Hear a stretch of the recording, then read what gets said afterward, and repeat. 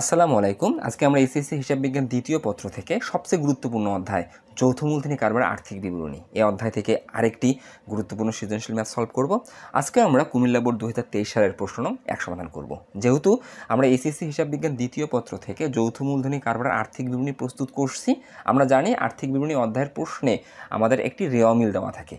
যেহেতু এটি যৌথ মূলধনী কারবার, তাই আমরা বলতে পারি আমাদের প্রশ্নে যে রেওয়া মিলটা দেওয়া আছে, রেওয়া মিলের ডেবিট দিকে সম্পদসমূহ আছে, ব্যয়সমূহ আছে, সংরক্ষিত আয়ের যে দফাগুলো যেমন লভ্যাংশ প্রদান, আয়কর প্রদান, এগুলো মূলত রেওয়া মিলের ডেবিট দিকে থাকে। তাই ডেবিট দিকে যে টাকাগুলো দেখতেছি 42,000, 8,000, 12,000, এগুলো আমাদের চেক করার প্রয়োজন নাই। আমি যে কথাগুলো বললাম মূলত সেগুলো ডেবিট দিকে আছে। ঠিক তেমনইভাবে আমরা ক্রেডিট দিকে যে দফাগুলো দেখতেছি যে 1,60,000, 10,000, 3,000, এই দফাগুলোরও একটা লিমিটেশন আছে। আসলে ক্রেডিট দিকে আমি কাদেরকে বসাই? ক্রেডিট দিকে আমরা বসাই যৌথ মূলধনী কারবারের ক্ষেত্রে শেয়ার মূলধন, দায়সমূহ, আয়সমূহ, প্রারম্ভিক রক্ষিত আয়ের জের এবং শেয়ার হোল্ডারদের যে আসলে সত্যগুলো আছে, যেমন শেয়ার অধিহার, লভ্যাংশ সমতাকরণ তহবিল, সাধারণ সঞ্চিতি, পরিপূরক তহবিল, এই দফাগুলো আসলে রেওয়া মিলের ক্রেডিট দিকে থাকে। আর রেওয়া মিলের নিচে আমাদের কিছু সমন্বয় থাকে। দেন এখান থেকে আমাকে সৃজনশীল প্রশ্নের কয়ে, ক্ষয়ে, গয়ে যে প্রশ্নগুলো থাকে তার অ্যান্সার করতে হয়। তাহলে আমরা যদি এই প্রশ্নটা দেখি, কুমিল্লা বোর্ড 2023 সালের প্রশ্ন 1 দেখি, আমাদের প্রশ্নে বলা আছে সোনালী কোম্পানি লিমিটেডের 31 ডিসেম্বর 2022 তারিখে রেওয়া মিলটি নিম্নরূপ। তার মানে সোনালী কোম্পানি লিমিটেড 2022 সালের 31 ডিসেম্বর তারিখে নিম্নলিখিত রেওয়া মিলটি প্রস্তুত করছে আসলে হিসাবের গাণিতিক শুদ্ধতা যাচাই করার জন্য। এই যে 2022 সালের 31 ডিসেম্বর মানে আসলে এটা হিসাবকালের শেষের দিন। এখন হিসাবকালের শেষের দিনে হিসাবের গাণিতিক শুদ্ধতা যাচাই করার জন্য এক মালিকানা কারবার হোক আর যৌথ মূলধনী কারবার হোক, আসলে রেওয়া মিল প্রস্তুত করে থাকে খতিয়ানের সমাপনী জের দ্বারা। এই প্রতিষ্ঠানেও তার বাইরে না, তারা একটা রেওয়া মিল প্রস্তুত করছে হিসাবের গাণিতিক শুদ্ধতা যাচাই করার জন্য। এবং আসলে রেওয়া মিলটা মিলানো আছে, এই যে ডেবিট 7,10,000 টাকা, ক্রেডিট 7,10,000 টাকা। রেওয়া মিলের নিচে কিছু সমন্বয় আছে। এই সমন্বয়গুলো ভেরি ভেরি ইম্পর্টেন্ট। কেন? কারণ এই সমন্বয়ের উপর বেস করে আমরা আসলে ক, খ, গ সলভ করি রেওয়া মিল এবং সমন্বয়কে নিয়ে। এখন সমন্বয়গুলো কি আমরা একটু ভালোভাবে পড়ে নেব। সমন্বয়গুলো প্রথমে বলা আছে প্রাপ্য হিসাবের উপর 5% হারে অনাদায়ী পণ্য সঞ্চিত রাখতে হবে। 2, আয়কর সঞ্চিত রাখতে হবে 10,000 টাকা। নিট মুনাফার 20,000 টাকা সাধারণ সঞ্চিত তহবিলে স্থানান্তর করতে হবে। 4, শেয়ার মূলধনের উপর 10% লভ্যাংশ ঘোষণা করতে হবে। 5, বেতন 8,000 টাকা বকেয়া রয়েছে। এই সমন্বয়গুলো পড়ে নিলাম। এখন একটু আমরা জেনে রাখবো রেওয়া মিল মানে এগুলো অলরেডি হিসাবভুক্ত হয়ে গেছে। আমরা রেওয়া মিল থেকে যে দফাগুলো নিয়ে ক, খ, গ করব, রেওয়া মিলের দফার কাজ একবার আমি যেখানে নিয়ে যাব নর্মালি, আসলে ক, খ, গ বললে ভুল হবে। আমাদের যৌথ মূলধনী কোম্পানির আর্থিক বিবরণীর মূল করণীয় কি? আয় বিবরণী, সংরক্ষিত আয় বিবরণী, আর্থিক অবস্থার বিবরণী। আমরা রেওয়া মিল থেকে আয় বিবরণীতে যেটা নিয়ে যাব, বাকি দুইটাতে আমরা আর বসাবো না, কারণ রেওয়া মিলের কাজ একবার। তার মানে আমি বলতে পারি রেওয়া মিল থেকে আয় বিবরণীতে বসুক, সংরক্ষিত আয় বিবরণীতে বসুক, আর আর্থিক অবস্থার বিবরণীতে বসুক, একবার বসবে। আর সমন্বয়ের কাজ 2 বা ততোধিকবার। মূল বিষয়টা সেটা একটু তোমরা জেনে রাখবা। রেওয়া মিল থেকে যেটা কাজ করবে একবার, সমন্বয় থেকে যেটা কাজ করব 2 বা ততোধিকবার মূল করণীয়তে। এখন আমাদের এই প্রশ্নে আমাদের করণীয় কি, অর্থাৎ কয়ে কি নির্ণয় করতে বলছে, ক্ষয়ে কি নির্ণয় করতে বলছে, গয়ে কি নির্ণয় করতে বলছে, এটা দেখব। কয়ে বলছে বছর শেষে চলতি সম্পদের পরিমাণ নির্ণয় করো। একদম সিম্পল, আমরা বারবার প্রত্যেকটা অঙ্কে আমরা কিন্তু মোটামুটি চলতি সম্পদ নির্ণয় করতেছি। তাহলে আমরা এই অঙ্কেও এখন কয়ে বছর শেষে চলতি সম্পদের পরিমাণ নির্ণয় করব। তাহলে আমরা খাতায় লিখব 1 নং প্রশ্নের সমাধান ক, চলতি সম্পদের পরিমাণ নির্ণয়। এখন আমরা একটু জেনে রাখবো, আমরা একটা ব্যবসায় প্রতিষ্ঠানে নিয়মিত চলতি সম্পদ 8টা পাই। 8টা কী কী আমরা আমাদের মতো করে চিন্তা করে আমরা প্রশ্নে চেক করে দেন বসাবো। আমরা 8টা যে দফা জানি, এই 8টা দফার মধ্যে প্রথম 4টা দফা রেওয়া মিল থেকে আসে, বাকি 4টা দফা রেওয়া মিল এবং সমন্বয় 2 জায়গা থেকে আসতে পারে। এখন এই 8টা দফার মধ্যে প্রথমেই আমরা রেওয়া মিল থেকে দফাগুলো চেক করব। রেওয়া মিল থেকে প্রথমেই আসবে নগদ তহবিল। এই যে নগদ তহবিল আমাদের দেওয়া আছে, তাহলে প্রথমেই আমরা লিখবো এই যে বিবরণ টাকার ঘর 2টা, চলতি সম্পদের পরিমাণ, বিবরণ টাকা টাকা। আমরা ক সলভ করতেছি, লিখবো নগদ তহবিল। আমরা রেওয়া মিল থেকে নিয়ে আসলাম 20,000। নগদ তহবিলের কাজ থাকতে পারে, কাজ থাকলে আমরা কাজ করতাম। আমাদের নগদ তহবিলের এখানে কাজ নাই, তাই আমরা সরাসরি নগদ তহবিল লিখলাম 20,000 টাকা। ওকে, হয়ে গেল। নগদ তহবিলের পর রেওয়া মিল থেকে আসবে ব্যাংক জমা। আমরা দেখবো আমাদের এই রেওয়া মিলে ব্যাংক জমা আছে কিনা। আমরা দেখতেছি ব্যাংক জমা নাই, তাহলে বাতিল। 3 নম্বরে আসবে প্রাপ্য বিল। প্রাপ্য বিল বা প্রাপ্য নোট। প্রাপ্য বিল বা প্রাপ্য নোটও আমাদের এই রেওয়া মিলে নাই, বাতিল। 4 নম্বরে আসবে প্রাপ্য হিসাব। এই প্রাপ্য হিসাব আছে, আমরা প্রাপ্য হিসাব লিখব। এই প্রাপ্য হিসাবের কাজ আছে, প্রথম করে প্রাপ্য হিসাব লিখবো 1 লাখ। এই প্রাপ্য হিসাবের কাজ অর্থাৎ সম্পদের কাজ, এটা সমন্বয় থেকে আসবে। সমন্বয়ে গিয়ে আমরা দেখব প্রাপ্য হিসাবের কাজ 1 নম্বর সমন্বয় আছে। প্রাপ্য হিসাবের মূলত কাজ কি? সমন্বয় যদি থাকে ধারে বিক্রয় প্রাপ্য হিসাবকে বাড়াবে। যদি সমন্বয় থেকে অনাদায়ী পাওনা মানে কি?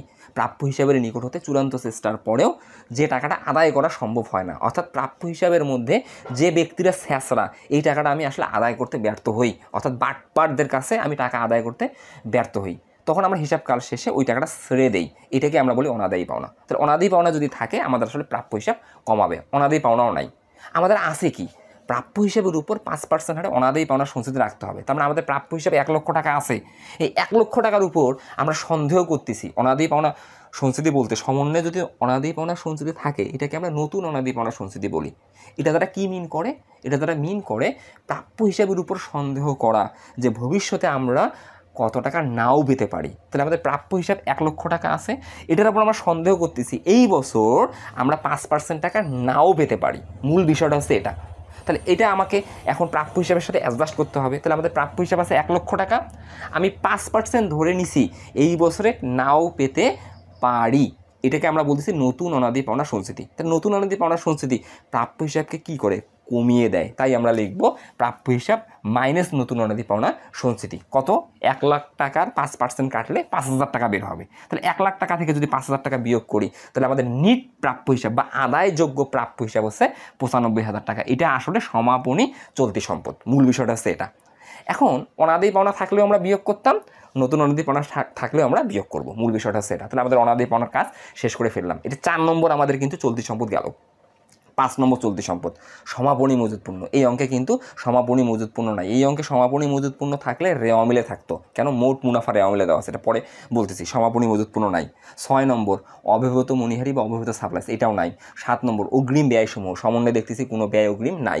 8 নম্বর বকেয়া আয়সমূহ, এই অঙ্কে কোনো বকেয়া আয় নাই। তাহলে আমরা কিন্তু একটু চেক করে নিলাম আমাদের নিয়মিত চলতি সম্পদ 8টা। আমি আবারও বলতেছি, এই 8টার মধ্যে প্রথমে 1 নগদ তহবিল রেওয়া মিল থেকে আসবে, 2 ব্যাংক জমা রেওয়া মিল থেকে আসবে, 3 প্রাপ্য বিল বা প্রাপ্য নোট রেওয়া মিল থেকে আসবে, 4 প্রাপ্য হিসাব রেওয়া মিল থেকে আসবে, 5 সমাপনী মজুদ পণ্য রেওয়া মিল বা সমন্বয় থেকে আসতে পারে।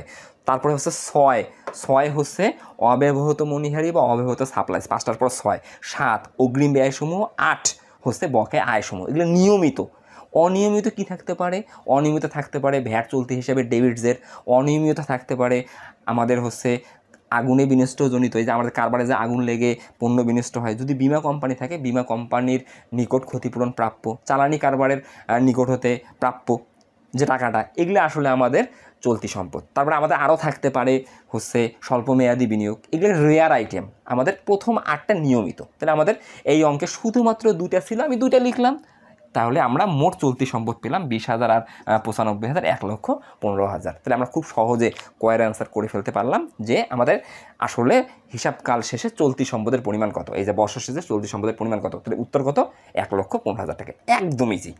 এখন আমরা সৃজনশীল প্রশ্নের ক্ষয়ের সমাধান করব। ক্ষয়ে বলছে 2022 সালের 31 ডিসেম্বর তারিখে সমাপ্ত বছরে সোনালী কোম্পানি লিমিটেড এর বিশদ আয় বিবরণী প্রস্তুত করো।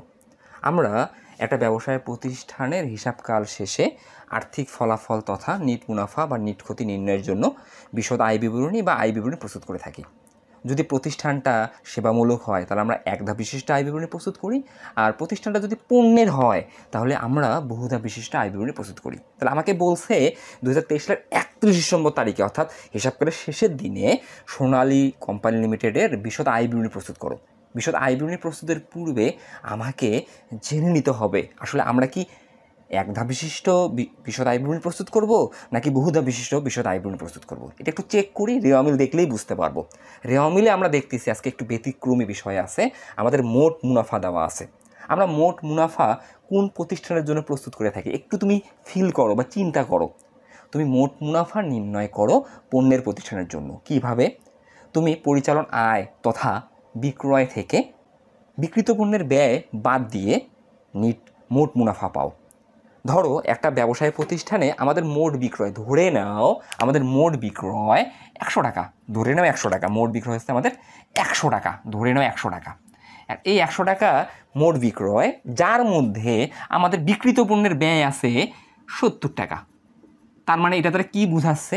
আমরা 70 টাকার পণ্য 100 টাকায় বিক্রি করছি, তখন আমার কিন্তু মোট লাভ 30 টাকায়। এটাকে বুঝতে হবে যে আমরা একটা ব্যবসায়ী প্রতিষ্ঠানে সারা বছর মিলে 100 টাকার পণ্য বিক্রি করছি। এই 100 টাকার মধ্যে আমার আসল কত? 70 টাকা। তাহলে আমার এখানে লাভ কত 30 টাকা, এটাকেই আমরা আসলে মোট মুনাফা বলি। তাহলে মোট মুনাফা নির্ণয়ের জন্য আমাকে কি করতে হয়, বিক্রয় থেকে বিক্রিত পণ্যের ব্যয় বাদ দিতে হয়। মানে বিক্রয় থেকে বিক্রিত পণ্যের ব্যয় বাদ দেবো, এটা কি সেবামূলক প্রতিষ্ঠানে, না পণ্যের প্রতিষ্ঠানে। তাহলে আমাদের এবার মোট মুনাফা দেওয়া আছে, তার মানে কি আমাদের এই মোট মুনাফা যে রেজাল্টটা দেওয়া আছে 1,60,000 টাকা, অলরেডি আমার দুইটা শিরোনামের কাজ কিন্তু এর মধ্যেই হয়ে গেছে। তাই আমরা এখন বিশদ আয় বিবরণী প্রস্তুত করার লক্ষ্যে আমরা লিখব খ, আমরা প্রতিষ্ঠানের নাম লিখব সোনালী কোম্পানি লিমিটেড এর, তার নিচে লিখব বিশদ আয় বিবরণী বা আয় বিবরণী, তার নিচে লিখব 2022 সালের 31 ডিসেম্বর তারিখে সমাপ্ত বছরের জন্য। আমরা এই জিনিসটা ক্লিয়ারলি বুঝতে পারলাম যে মোট মুনাফা যে 1,60,000 টাকা দেওয়া আছে, তার মানে এখানে পরিচালন আয় তথা বিক্রয় থেকে বিক্রিত পণ্যের ব্যয় বাদ দিয়ে আসলে মোট মুনাফা 1,60,000 টাকা দেওয়া আছে। তাহলে আমরা বিশদ আয় বিবরণী প্রস্তুত করার লক্ষ্যে এই মোট মুনাফা 1,60,000 টাকা থেকে আসলে বিশদ আয় বিবরণী শুরু করব। তাহলে প্রথমেই লিখবো আমরা প্রশ্ন থেকে অর্থাৎ রেওয়া মিল থেকে মোট মুনাফা 1,60,000 টাকা। ওকে, এখন মোট মুনাফা থেকে আমরা বিশদ আয় বিবরণীতে কি করি, মোট মুনাফা থেকে আমরা পরিচালন ব্যয় বিয়োগ করি। পরিচালন ব্যয় বলতে আসলে কোন ব্যয়গুলোকে আমরা মিন করি, আমরা মিন করি হচ্ছে অফিস ও প্রশাসনিক ব্যয়, বিক্রয় ও বন্টন ব্যয়। তাহলে আমরা আমাদের রেওয়া মিল এবং সমন্বয়ে দেখব অফিস ও প্রশাসনিক ব্যয় কী কী আছে, বিক্রয় ও বন্টন ব্যয় কী কী আছে। তাহলে আমরা রেওয়া মিল চেক করি। আমরা প্রথমেই দেখতেছি বেতন খরচ আছে। বেতন খরচ হচ্ছে আমাদের অফিস ও প্রশাসনিক খরচও হতে পারে, বিক্রয় ও বন্টন খরচও হতে পারে, অর্থাৎ এটা পরিচালন ব্যয়। তাহলে আমরা প্রথমেই লিখব বেতন খরচ।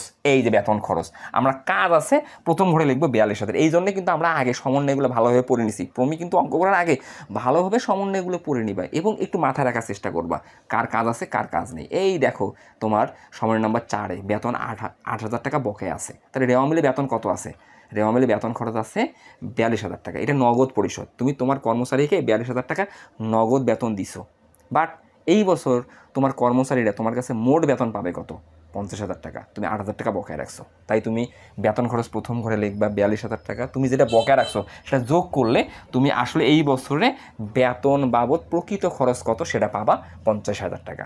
ওকে, তারপরে কি আছে, প্রদত্ত কমিশন। প্রদত্ত কমিশন হচ্ছে পরিচালন ব্যয়, প্রাপ্ত কমিশন হচ্ছে অপরিচালন আয়। তাহলে প্রদত্ত কমিশন আমি কমিশন প্রদান করছি, তাহলে আমি লিখবো প্রদত্ত কমিশন। এই যায় দ্বিতীয় হয়ে লিখবো 8,000 টাকা কাজ নেই। শিক্ষানবিদ সালামি, যে কোনো আয় বিক্রয় ব্যতীত সবগুলো অপরিচালন আয়। তারপরে ভাড়া খরচ আমাদের আছে, ভাড়া খরচ হচ্ছে আমাদের পরিচালন ব্যয়। এই লিখবো ভাড়া খরচ 12,000 টাকা, কোনো কাজ নাই তাই দ্বিতীয় ঘরে। ওকে, তারপরে আয়কর। আয়কর কি, সংরক্ষিত আয়ের দফা, অর্থাৎ আয়করের ফলে আমাদের বন্টনযোগ্য মুনাফা হ্রাস পায়। তারপরে কি আছে, অনাদি পাওনা সঞ্চিতি, এটা পুরাতন, এটা পরে কাজ আসবে। প্রারম্ভিক সংরক্ষিত আয়, এটা আসবে না, এটা সংরক্ষিত আয়ের দফা। তারপর অন্তর্বর্তীকালীন লভ্যাংশ, এটা সংরক্ষিত আয়ের দফা। প্রাপ্য হিসাব তো সম্পদ, শেয়ার মূলধন তো আসবে না, নগদ তহবিল আসবে না, সাধারণ সঞ্চিতি আসবে না, আসবাবপত্র আসবে না। তার মানে আমাদের আর রেওয়া মিলে পরিচালন ব্যয় নেই। এখন আমরা সমন্বয়ে যাব। সমন্বয় 1, এই যে পরিচালন ব্যয় আমরা পেয়ে গেছি, প্রাপ্য হিসাবের উপর 5% হারে অনাদায়ী পাওনা সঞ্চিতি রাখতে হবে। আমরা এটার একটা প্যাটার্ন জানি, অনাদায়ী পাওনার আমরা একটা প্যাটার্ন জানি। প্যাটার্নটা কি, অনাদায়ী পাওনা যোগ নতুন অনাদায়ী পাওনা সঞ্চিতি মাইনাস পুরাতন অনাদায়ী পাওনা সঞ্চিতি। অনাদায়ী পাওনাটা হচ্ছে আমাদের পরিচালন ব্যয়। অনাদায়ী পাওনা মানে কি, প্রাপ্য হিসাবের নিকট হতে যেটা চূড়ান্ত চেষ্টার পরেও আদায় করা সম্ভব হয় না, তাকে আমরা অনাদায়ী পাওনা বলি। এই অনাদায়ী পাওনা ব্যয়টাকে আমরা একটা নির্দিষ্ট প্যাটার্নে আসলে পরিচালন ব্যয় লিপিবদ্ধ করি। প্যাটার্নটা আমি আবারও বলতেছি, অনাদায়ী পাওনা যোগ নতুন অনাদায়ী পাওনা সঞ্চিতি মাইনাস পুরাতন অনাদায়ী পাওনা সঞ্চিতি। এখন আমাদের আজকের অঙ্কে অনাদায়ী পাওনা নাই, তাহলে প্যাটার্ন অনুযায়ী আমি যাবো, যেটা থাকবে লিখবো, যেটা থাকবে না লিখবো না। তাহলে প্যাটার্ন অনুযায়ী অনাদায়ী পাওনা আগে লেখা লাগবে, যেহেতু অনাদায়ী পাওনা রেওয়া মিলেও নাই, সমন্বয়েও নাই, তাহলে অনাদায়ী পাওনা বাতিল। অনাদায়ী পাওনার সাথে আমরা নতুন অনাদায়ী পাওনার সঞ্চিতি যোগ করি। আর নতুন অনাদায়ী পাওনার সঞ্চিতি কোনটা, সমন্বয়ে যেটা অনাদায়ী পাওনার সঞ্চিতি থাকে এটা নতুন অনাদায়ী পাওনার সঞ্চিতি। নতুন অনাদায়ী পাওনার সঞ্চিতি কী মিন করে, প্রাপ্য হিসাবের উপর সন্দেহ করা, যেটা আমরা এই বছর নাও পেতে পারি, এটা আমাদের সম্ভাব্য ব্যয়। তাই আমরা লিখবো এই যে নতুন অনাদায়ী পাওনা সঞ্চিতি। আমরা প্রাপ্য হিসাবের উপর কত % সন্দেহ করছি, 5%। আমাদের রেওয়া মিলে প্রাপ্য হিসাব কত আছে, 1 লাখ। 1 লাখের 5% 5,000 টাকা। ভালো কথা, নতুন অনাদায়ী পাওনা সঞ্চিতি আমরা 5,000 টাকা পেলাম। এখন আমাদের প্যাটার্নটা কি, অনাদায়ী পাওনা যোগ নতুন অনাদায়ী পাওনা সঞ্চিতি মাইনাস পুরাতন অনাদায়ী পাওনা সঞ্চিতি। আর এই পুরাতন অনাদায়ী পাওনা সঞ্চিতি কখনোই পুরাতন নামে থাকবে না। রেওয়া মিলে যেটা অনাদায়ী পাওনা সঞ্চিতি থাকে এটাই পুরাতন, তার মানে এটা গত বছরে নতুন ছিল, পরের বছর অর্থাৎ চলতি বছরে এটা পুরাতন হয়ে গেছে, কারণ এই বছরে আবার যেটা নতুন হবে আগামী বছরে সেটা পুরাতন হবে। তার মানে এই যে নতুন অনাদি পাওনা সংস্কৃতি, এই বছর এটা নতুন, সন্দেহ করতেছি আমি ভবিষ্যতে নাও পেতে পারি, এইটাই আগামী বছরে এটা সিস্টেমেটিক আসলে প্রসেস, আগামী বছরে গিয়ে পুরাতন হয়ে যাবে, তার মানে তহবিল হয়ে যাবে, বিয়োগ হবে। তাহলে আমাদের প্যাটার্নটা আমি আবার একটু মনে করে দিচ্ছি, অনাদি পাওনা যোগ নতুন অনাদি পাওনা সংস্কৃতি মাইনাস পুরাতন অনাদি পাওনা সংস্কৃতি। তাহলে পুরাতন অনাদি পাওনা সংস্কৃতি কত আছে?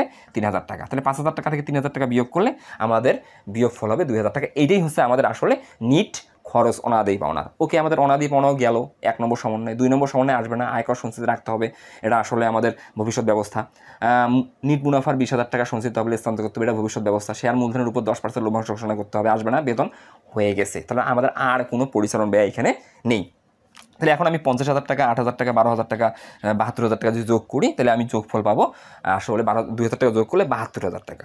তাহলে আমাদের মোট মুনাফা 1,60,000 টাকা, পরিচালন ব্যয়ের সমষ্টি 42,000 টাকা। এখন মোট মুনাফা থেকে আমি যদি পরিচালন ব্যয় 72,000 টাকা বিয়োগ করি, আমি বিয়োগ ফল পাবো 88,000 টাকা। তাহলে 88,000 টাকা কিন্তু 1,60,000-এর অংশ, তার মানে লাভের অংশ। এই 88,000 টাকাটাকে আমরা বলি পরিচালন মুনাফা। আমি আবারও বলতেছি, আমরা পরিচালন আয় তথা বিক্রয় থেকে বিক্রিত পণ্যের ব্যয় বাদ দিলে আমরা মোট মুনাফা পাই। আমরা মোট মুনাফা থেকে পরিচালন ব্যয় বাদ দিলে আমরা এই পরিচালন মুনাফা পাই। সেই পরিচালন মুনাফা 88,000 টাকা। পরিচালন মুনাফার সাথে আমরা অপরিচালন আয় যোগ করি এবং অপরিচালন ব্যয় বিয়োগ করি, দেন আমরা নিট মুনাফা বা নিট ক্ষতি পাই। এখন যেহেতু আমরা পরিচালন মুনাফা পেয়েছি, আর এই পরিচালন মুনাফার সাথে আমরা অপরিচালন আয় যোগ করব। হিসাব বিজ্ঞানে কোন আয়গুলো অপরিচালন আয়? আধুনিক হিসাব বিজ্ঞানে বিক্রয় ব্যতীত সকল আয় অপরিচালন আয়। তাহলে এখন আমরা দেখব বিক্রয় ব্যতীত আমাদের এই অঙ্কে অন্যান্য কি আয় আছে। আমরা শুরু থেকে যদি দেখি, আমাদের শিক্ষানবিশ স্যালামি 10,000 টাকা আছে, এই যে শিক্ষানবিশ স্যালামি। শিক্ষানবিশ ভাতা অপরিচালন ব্যয়, শিক্ষানবিশ স্যালামি এটা অপরিচালন আয়। স্যালামি মানে আর আয়, আর আয় মানেই ক্রেডিট। ওকে, তো শিক্ষানবিশ স্যালামি কত টাকা আছে? 10,000 টাকা। এই যে যোগ অপরিচালন আয় লিখবো আমরা শিক্ষানবিশ স্যালামি কত টাকা? 10,000 টাকা। তো এখন আমাদের আয় কত হবে? 98,000 টাকা। এই 98,000 টাকা থেকে যদি আমাদের অপরিচালন ব্যয় থাকে, আমরা বিয়োগ করব। অপরিচালন ব্যয় কোনগুলো একটু আমি বলে রাখি। অপরিচালন ব্যয় হচ্ছে সুদ বাবদ পৃথিবীর যে কোনো ব্যয়। 2 নম্বর হচ্ছে আগুনে বিনষ্টজনিত ক্ষতি, শিক্ষানবিশ ভাতা, স্থায়ী সম্পত্তি বিক্রয়জনিত ক্ষতি। এই দফাগুলো হচ্ছে অপরিচালন ব্যয়। এই দফাগুলো ব্যতীত পৃথিবীর সকল ব্যয় হচ্ছে পরিচালন ব্যয়। ওকে, এটা তুমি জেনে রাখবা। তাহলে আমরা এখানে কিন্তু 98,000 টাকা পেলাম অপরিচালন আয় যোগ করে। এখন আমাদের এই অঙ্কে কি অপরিচালন ব্যয় আছে? আমি যে দফাগুলোর কথা বললাম, সুদ বাবদ কোনো ব্যয় আছে? নেই। শিক্ষানবিশ ভাতা আছে? নেই। আগুনে বিনষ্টজনিত ক্ষতি আছে? নেই। স্থায়ী সম্পত্তি বিক্রয়জনিত ক্ষতি আছে? নেই। তাহলে আমরা অপরিচালন ব্যয় লিখবো না। ওকে, আর অপরিচালন ব্যয় যদি না লিখি, তাহলে এইটাই কিন্তু আমাদের নিট মুনাফা। কিন্তু আমাদের সমন্বয়ে আয়করের ব্যবস্থা আছে, অর্থাৎ আয়করের জন্য আমরা একটা টাকা সরিয়ে রাখবো। তাহলে আমাদের এই বছরে কিন্তু নিট মুনাফা 98,000 টাকা। যদি আমাদের সমন্বয়ে আয়কর সঞ্চিতি থাকে, তখন এইটাকে আর নিট মুনাফা নাম দেওয়া যাবে না, তখন এটাকে লিখতে হবে কর পূর্ব নিট মুনাফা। এটা প্রসেস। আমাদের সমন্বয়ে যদি আয়কর থাকে, তখন আমি লিখবো এটা কর পূর্ব মুনাফা। তাহলে কর দেওয়ার আগের মুনাফা, তাহলে কর দেওয়ার সরকারকে কর দেওয়ার আগের মুনাফা কত টাকা? 98,000 টাকা। কেন? কারণ আমাদের সমন্বয়ে আয়কর সঞ্চিতি আছে। এই আয়কর সঞ্চিতি কী মিন করে, এটা আমাকে একটু বুঝতে হবে। করের সিস্টেমটা হচ্ছে আমি যে বছর আয় করব তার পরের বছর কর দেব। তাহলে আমি এই বছর কিন্তু 98,000 টাকা আয় করছি, এই 98,000 টাকার উপর আমি যে করটা বের হবে, কত টাকা বের হবে আমি এখনও জানি না, হিসাব করে দেখতে হবে 98,000 টাকার উপর গভর্নমেন্টকে কত টাকা আয়কর দেওয়া লাগবে, এটা হিসাব করে দেখতে হবে। কিন্তু আমরা আপাতত ধরে নিছি যে 98,000 টাকার উপর আগামী বছর আমার 10,000 টাকা আয়কর দিতে হতে পারে। এটাকে আমরা বলতেছি আয়কর সঞ্চিতি। ভালো করে বুঝে রাখো, জেনে রাখো। তা সমন্বয়ে যেটা আয়কর সঞ্চিতি থাকে, এটা আসলে আগামী বছর আমাকে কত টাকা আয়কর দিতে হবে সেটা একটা অনুমান ধরে আমরা লাভের টাকা থেকে সরিয়ে রাখি, এটাকে আমরা বলি নতুন আয়কর সঞ্চিতি। তাহলে আমরা কর পূর্ব মুনাফা পেলাম 98,000 টাকা, এইখান থেকে আমরা 10,000 টাকা আয়কর সঞ্চিতি সরিয়ে রাখবো, লাভের টাকা থেকে সরিয়ে রাখবো, যে এই 10,000 টাকা থেকে আগামী বছর যত টাকা কর দিতে হোক না কেন আমি এইখান থেকে দেবো। যদি আরও বেশি দেওয়া লাগে 10,000-এ, তখন আমি আমার লাভের অংশ থেকে দেবো, আর যদি কম দেওয়া লাগে তখন প্রশ্নই আসে না, আমি এইখান থেকে দিয়ে দেবো। তাই আমরা এই জন্যে লিখবো কি কর পূর্ব নিট মুনাফা 98,000 টাকা। আমি আয়কর বাবদ সরিয়ে রাখতেছি কত আগামী বছরের জন্য 10,000 টাকা। এর ফলে তো আমার কর পূর্ব মুনাফা কমে যাবে, তাই লিখবো মাইনাস নতুন আয়কর সঞ্চিতি 10,000 টাকা।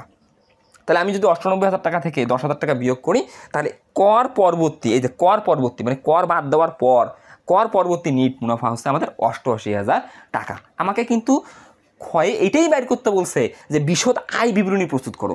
বিশদ আয় বিবরণী প্রস্তুত করার মাধ্যমে আসলে আমি বাস্তবে কী নির্ণয় করব, আর্থিক ফলাফল তথা নিট মুনাফা বা নিট ক্ষতি। এই তো আমরা নিট মুনাফা বের করে ফেলছি 88,000 টাকা। তাহলে আমাদের বিশদ আয় বিবরণী করা ডান। আমরা খুব সহজে ক্ষও করতে পারলাম, একদম সহজে। ওকে, এখন আমরা সৃজনশীল প্রশ্ন গয়ের সমাধান করব। গয়ে বলছে নিট মুনাফা 90,000 টাকা ধরে 2022 সালের 31 ডিসেম্বর তারিখে সমাপ্ত বছরে সংরক্ষিত আয় বিবরণী প্রস্তুত করো।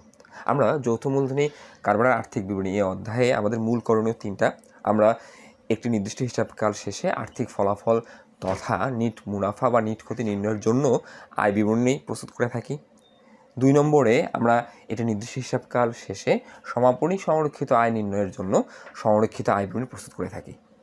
এবং আমরা সর্বশেষে একটা নির্দিষ্ট তারিখে কারবারে মোট সম্পদ এবং মোট দায় ও শেয়ার হোল্ডারদের মালিকানা সত্ত্ব নির্ণয়ের জন্য আর্থিক অবস্থার বিবরণী প্রস্তুত করে থাকি। আমাকে গয়ে সংরক্ষিত আয় বিবরণী প্রস্তুত করতে বলছে। আমরা সংরক্ষিত আয় বিবরণী কেন প্রস্তুত করি? সমাপনী সংরক্ষিত আয়ের জের নির্ণয়ের জন্য। তাই চলো আমরা কথা না বাড়িয়ে গ করব। গ করার জন্য আমরা প্রথমে লিখব গ, প্রতিষ্ঠানের নাম লিখব সোনালী প্রতিষ্ঠানের নামটা আমরা একটু দেখে নিই কী আছে। সোনালী কোম্পানি লিমিটেড লিখে লিখব সংরক্ষিত আয় বিবরণী। তার নিচে লিখব 2022 সালের 31 ডিসেম্বর তারিখে সমাপ্ত বছরের জন্য। আমরা যখন সংরক্ষিত আয় বিবরণী প্রস্তুত করব, আমরা প্রশ্ন থেকে প্রথমেই প্রারম্ভিক সংরক্ষিত আয়ের জের নিয়ে আসব। আমরা কেন সংরক্ষিত আয় বিবরণী প্রস্তুত করবো এটা একটু আমি বলতেছি। আমি প্রত্যেকটা অঙ্কে বেসিক বলে দিচ্ছি, আজকেও আমরা বলবো। আমরা প্রথমেই আগে প্রারম্ভিক সংরক্ষিত আয় বা প্রারম্ভিক আমাদের যে সংরক্ষিত মুনাফা দেওয়া আছে এই যে 79,000, এটা আগে নিয়ে আসবো। আমরা শখ করবো বিবরণ টাকা। তার প্রথমেই লিখবো আমরা প্রারম্ভিক সংরক্ষিত আয় বা মুনাফা আমাদের কত ছিল? আমাদের ছিল 79,000 টাকা। ওকে, আমাদের এই প্রারম্ভিক সংরক্ষিত আয় যে প্রারম্ভিক দেওয়া আছে এটা আসলে কি? বিগত বছরের সমাপনীজের, ওটাই কিন্তু পরের বছরে অর্থাৎ 2022 সালের প্রারম্ভিক হয়ে গেছে। তাহলে প্রারম্ভিক সংরক্ষিত আয় আমরা 79,000 টাকা লিখলাম রেওয়া মিল থেকে। আমাদের প্রশ্নে গয়ে বলে দিছে নিট মুনাফা 90,000 টাকা ধরে, কিন্তু আমরা খ যখন করছি বিশদ আয় বিবরণী যখন প্রস্তুত করছি, এই বিশদ আয় বিবরণী প্রস্তুত করার মাধ্যমে আমরা কিন্তু নিট মুনাফা পেয়ে গেছিলাম। সেটা কত পেয়েছি? আমরা কর পরবর্তী নিট মুনাফা পেয়েছিলাম 88,000 টাকা। এখন আমাদের গয়ে যদি নিট মুনাফা দেওয়া না থাকতো, আমাদের ক্ষয়ে যে নিট মুনাফা বের হয়েছে ওইটা কিন্তু আমরা এখানে নিয়ে আসতাম। কিন্তু আমার গয়ে তো বলে দিছে নিট মুনাফা 90,000 টাকা ধরে, আমি কিন্তু এর বাইরে যেতে পারবো না। তাহলে আমরা কি করি বা আমরা কি জানি? আমরা প্রারম্ভিক সংরক্ষিত আয় যত টাকা আছে তার সাথে চলতি বছরের কর পরবর্তী নিট মুনাফা যোগ করি। তাহলে আমাদের প্রশ্ন অনুসারে নিট মুনাফা কত টাকা? 90,000 টাকা। এটা 22 সালের নিট মুনাফা, তাই আমরা লিখব যোগ চলতি বছরের নিট লাভ বা নিট মুনাফা। এই যে প্রশ্ন মতে হচ্ছে আমাদের 90,000 টাকা। তাহলে এখন আমাদের কারবারে মোট মুনাফা কত? 1,69,000 টাকা। আসলে এটা চলতি বছরের, এই বছরে আমাদের কারবারে মোট মুনাফা আছে। এই মোট মুনাফা থেকে আমরা কয়েকটা পক্ষকে মুনাফা বন্টন করব। আমরা কাকে কাকে মুনাফা বন্টন করি? যেমন আমরা গভর্নমেন্টকে আয়কর প্রদান করি, আমরা সাধারণ শেয়ার হোল্ডারদেরকে লভ্যাংশ প্রদান করি এবং আমরা বিভিন্ন ব্যবস্থা গ্রহণ করি। তার মানে আমরা এই যে কারবারের নিট মুনাফা 90,000 টাকা এবং বিগত বছরের সমাপনী সংরক্ষিত আয় অর্থাৎ আমাদের এই বছরের প্রারম্ভিক সংরক্ষিত আয়ের যে 89,000 টাকা, এই দুটো যোগ করে আমাদের কিন্তু কারবারে এইটা আছে টোটাল মুনাফা। এই মুনাফা থেকে আমরা বিভিন্ন পক্ষকে আমাদের মুনাফাটা ডিস্ট্রিবিউশন করব, প্রফিট ডিস্ট্রিবিউশন করব। তাই আমরা লিখব বাদ মুনাফা বন্টন দফাসমূহ। বাদ মুনাফা বন্টন দফাসমূহ। আমরা একটু আগে জানলাম কাকে কাকে মুনাফা বন্টন করব। প্রথমে সরকারকে আয়কর দেব, তারপরে আমরা শেয়ার হোল্ডারদেরকে লভ্যাংশ দেব। ওকে, তাহলে আমরা মুনাফা বন্টন দফা সমূহে সর্বসাকল্যে 4টা দফা লিখবো। টেকনিক্যালি আমাকে একটু মাথায় রাখতে হবে 4টা দফা কী কী লিখবো। আমরা রেওয়া মিল থেকে 2টা দফা লিখবো। রেওয়া মিল থেকে কি 2টা দফা লিখবো? আমরা রেওয়া মিল থেকে দেখব আমাদের লভ্যাংশ প্রদান বা আয়কর প্রদান আছে কিনা। এই দেখো রেওয়া মিলে আমাদের আয়কর প্রদান আছে 10,000 টাকা। ভালো করে দেখো, এই যে আয়কর 10,000 টাকা। রেওয়া মিল থেকে আমরা মুনাফা বন্টন দফা সমূহ মাত্র 2টা দফা নিয়ে আসবো। আমরা রেওয়া মিল থেকে নিয়ে আসবো আয়কর, রেওয়া মিল থেকে নিয়ে আসবো লভ্যাংশ। আমরা রেওয়া মিলে দেখতেছি আয়কর কত টাকা দিচ্ছি? 10,000 টাকা। এখানে একটু বিষয় আছে, আমাদের যে আয়কর 10,000 টাকা আছে, এই আয়করটা আসলে বিগত বছরের কর। আমি যখন আমরা আয় বিবরণী প্রস্তুত করলাম, আয় বিবরণীতে কিন্তু আমি এই জিনিসটা ক্লিয়ার করে দিছি, এই যে আয়কর সঞ্চিতি রাখতে হবে 10,000 টাকা, এই জিনিসটা আমি ক্লিয়ার করে দিছি। আমরা চলতি বছরে যত টাকা নিট মুনাফা বের হবে, চলতি বছরের নিট মুনাফার আয়করটা গভর্নমেন্টকে আগামী বছর দেব। তার মানে আমি যে বছর আয় করব কর তার পরের বছর দেব। তার মানে আমরা কিন্তু আয়করটা 1 বছর ডিলে করে দিই। তাহলে এই যে আয়কর সঞ্চিতিতে 10,000 টাকা রাখতে হবে, এই 10,000 টাকা যে আমি রাখছি, এই 10,000 টাকা থেকে কিন্তু আমি আগামী বছর কর দেবো। তাহলে এইখানে যে আমাদের আয়কর আছে দেওয়া 10,000 টাকা, এটা কিন্তু গত বছরের আয়কর, এটা এই বছরে আমরা পেইড করতেছি। তাহলে আমরা দেখতেছি রেওয়া মিলে আয়কর কত আছে? 10,000 টাকা। তাহলে প্রথমেই লিখবো আমরা বাদ মুনাফা বন্টন দফাসমূহ লিখবো আয়কর। আয়করের যদি কাজ থাকে আমরা কিন্তু ইনার কলামে দিব 10,000। আয়করের কাজটা কেমন থাকে?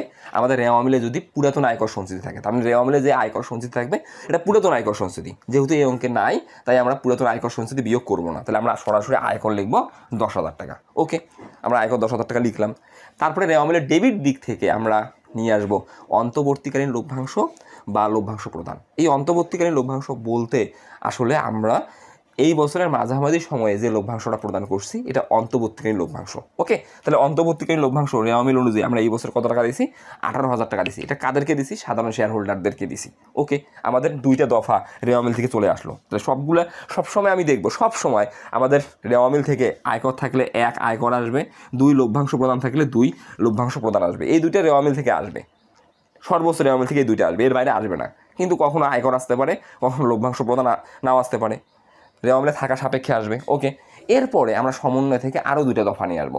সমন্বয় থেকে আমরা যে 2টা দফা নিয়ে আসবো, একটা হচ্ছে ঘোষণাকৃত লভ্যাংশ বা প্রস্তাবিত লভ্যাংশ। আমরা দেখি ঘোষণাকৃত লভ্যাংশ বা প্রস্তাবিত লভ্যাংশ এবং আমাদের যে বিভিন্ন ভবিষ্যৎ ব্যবস্থা আছে সেগুলো কী আছে। আমরা 1 নম্বর সমন্বয় যদি দেখি, 1 নম্বর সমন্বয় আছে প্রাপ্য হিসাবের উপর 5% হলে অনাদি পাওনা সঞ্চিতি রাখতে হবে। এটা আমাদের আসলে ভবিষ্যৎ ব্যবস্থা না, এটা ভবিষ্যৎ ব্যবস্থা, কিন্তু এটা আসলে প্রাপ্য হিসাবের এগনিস্টে ধরা হয়। এটা আমরা আয় বিবরণীতে আয়ের বিপক্ষে সার্চ করি। ওকে, 2 আয়কর সঞ্চিতি রাখতে হবে, এটা কিন্তু আমরা আয় বিবরণীতে আয়ের বিপক্ষে সার্চ করছি, অর্থাৎ এটা আমি নিট মুনাফা থেকে বাদ দিয়ে রাখছি। ওকে, 3 নিট মুনাফার 20,000 টাকা সাধারণ সঞ্চিতি তহবিলে স্থানান্তর করতে হবে, যে সাধারণ সঞ্চিতিতে স্থানান্তর করতে হবে। এটা আমাদের ভবিষ্যৎ ব্যবস্থা।